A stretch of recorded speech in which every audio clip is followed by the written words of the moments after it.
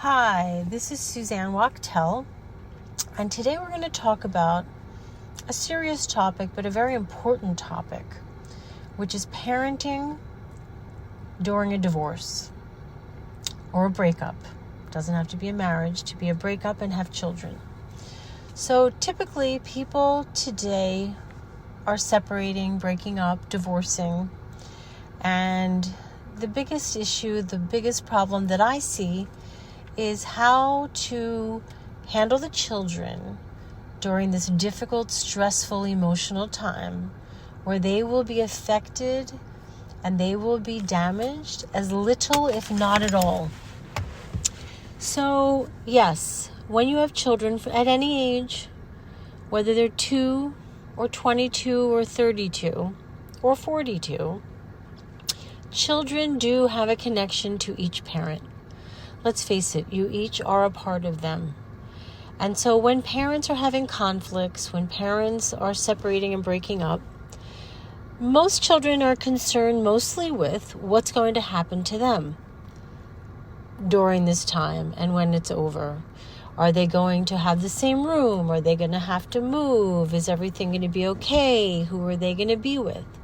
So I think it's really important if you decide to break up with your child's other parent, that you really develop, even go to therapy, to learn how to communicate in a healthy way. Because no matter what, you're going to be the parent of that child. You're going to be the father, you're going to be the mother, and that will never go away. So having a healthy relationship and learning how to communicate, even if it didn't work as a relationship, you still have to have a parenting relationship for the sake of your child or children. The first thing that I would recommend is to maybe find a family counselor that can sit down and really help you communicate. Perhaps not resolve your conflicts and your issues, but totally to help you work through the things that you argue about or that you have a power struggle over. That's one thing. If you don't have the ability to find a family counselor or a coach to help you through this, I would definitely recommend being kind to one another, not fighting in front of the children, no name calling, no talking on the phone with friends about the other parent. Because remember, no matter what, as my grandmother used to say, pictures have little ears. They listen to everything. They hear everything. I went through a divorce. It was a very, very challenging divorce 42 years ago. And I remember my son was close to 4 years old. And I was on the telephone talking to a friend about his father. And I was perhaps recalling an event and just saying negative things about his father. And to my surprise, he started poking my leg, "Mommy, Mommy." And I'm like, "What is it, dear?" And he said to me, "I have a heart, and half of my heart loves you, and half of my heart loves my dad. And when you say mean things, it feels like a pain inside my heart, like it's breaking. And when he says mean things about you, it hurts my heart as well." Well, as you can imagine, I never did that again. And I worked my darn hardest to create a relationship with my ex-husband, which was not easy, believe me, and communicate with him in a healthy way, in a friendly way, and especially when my son was exposed, I worked really hard to have a family gathering occasionally, to forgive him, and to really move forward and be a good mom to my son, and create as little conflict and stress as I could possibly do. I do believe that children, especially if you're going to be moving, they need to understand what's happening. Obviously, they don't need every detail of why you're breaking up or what happened, but they do need to understand how this big life choice is going to affect them.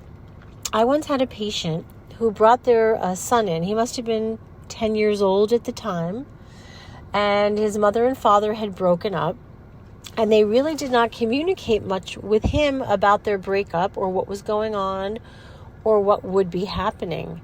And as a result, during the day one day, the father screamed at his son, he was 9 years old, that he needed to clean his room, and he punished him and he gave him a hard time.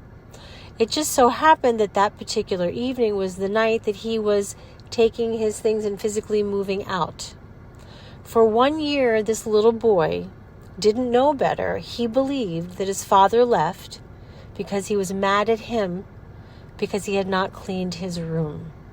So these are the kind of misconceptions, the kind of information that can be tangled in a very destructive way that I want you to avoid. So I think it's important, once you decide that you're going to separate and divorce, or just separate in any way, that you sit down with the children and explain to them, perhaps with a therapist, or perhaps individually, or perhaps together, which would be my preference, and explain to them that mommy and daddy are going to be living in different places, and that how it will affect them, that they will have their room.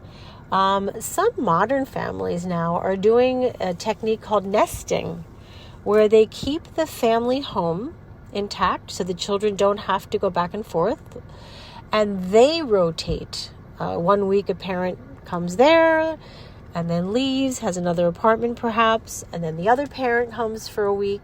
Personally, I don't think this is a great idea, perhaps in the very beginning until you're settled, but down the road, if you do find another relationship, it would be very complicated to be moving with your partner back and forth into your original family home. So needless to say, my recommendation would be to have whether the original home and a second home, or divide it and have 2 homes, but your child needs to be a part of creating their new space.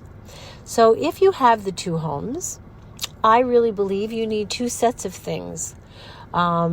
If you could let them pick out things for their new room and get them excited about it, let them help with decorating, color choices.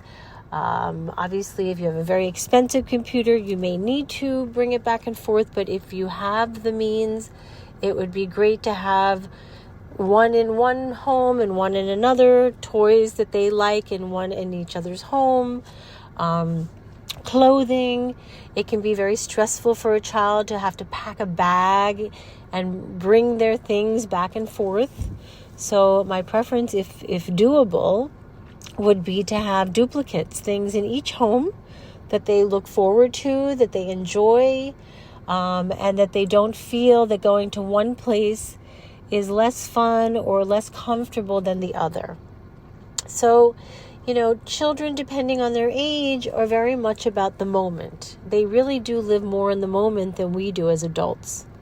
And if they're comfortable, and if they feel safe, and if they have things around them that they enjoy, and if you guys aren't fighting, especially in front of them, they will adjust. I always tell parents that come to me that are so concerned about the breakup, how it will affect the children, I say to them, listen, even if you stay together and you're fighting and it's not going well, or even if you're not fighting, there's no guarantee that children are going to, turn out terrific.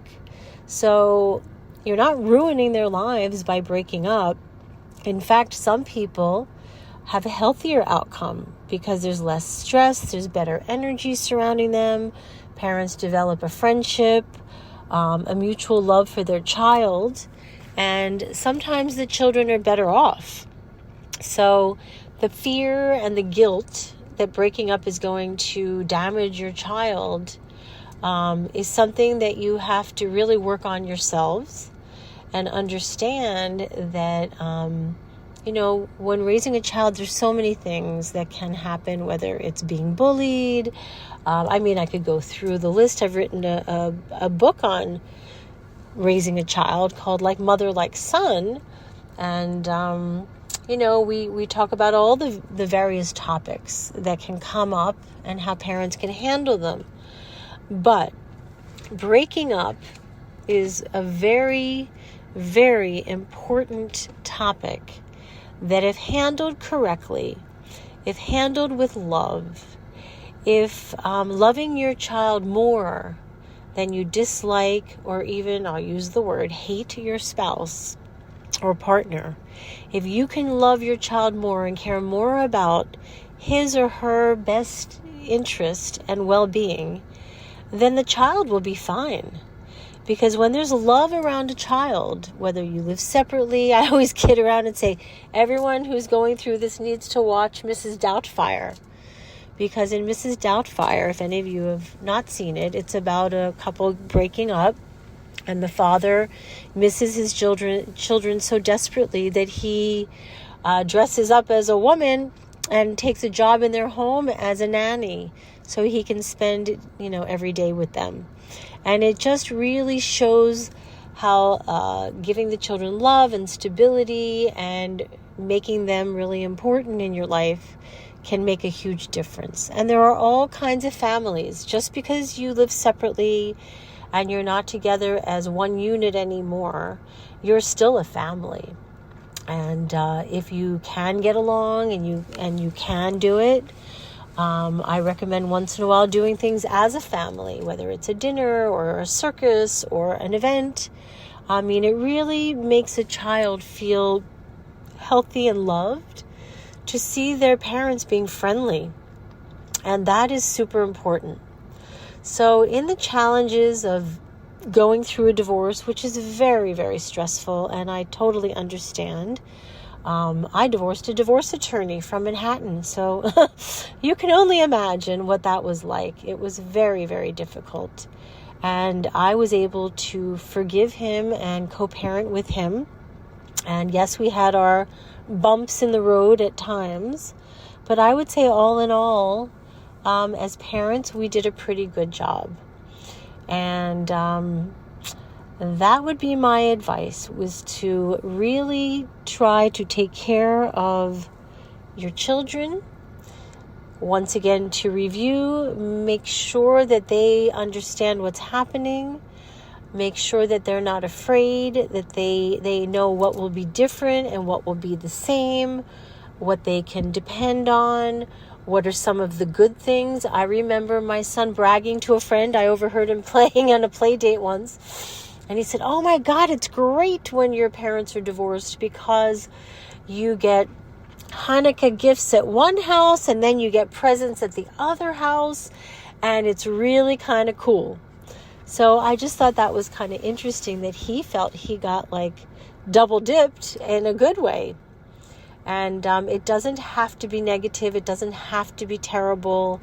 And it is an adjustment. I will admit that, parenting in different homes, parenting as a couple that's not a unit is challenging, but it becomes effortless and it can be very pleasant if you are healthy enough, mature enough, and able to think of your children's well-being and know that it's all going to be okay. And if you have any questions, you're welcome to contact me, and I will be happy to answer. But I just want you to know that if you do the right thing, and if you really are at a point where the relationship is so severed and so toxic, if you could at least individually get some guidance and help, I think anything that will calm and settle the waters and have you look at the situation without getting triggered and put the children's needs first and then your own as they get adjusted and settled, I think everything will just work out beautifully. You're going to be surprised. But that has been my experience personally and experience with patients that I've helped and guided through these very tumultuous times. I hope this has helped, and I wish you all a beautiful day. Take care.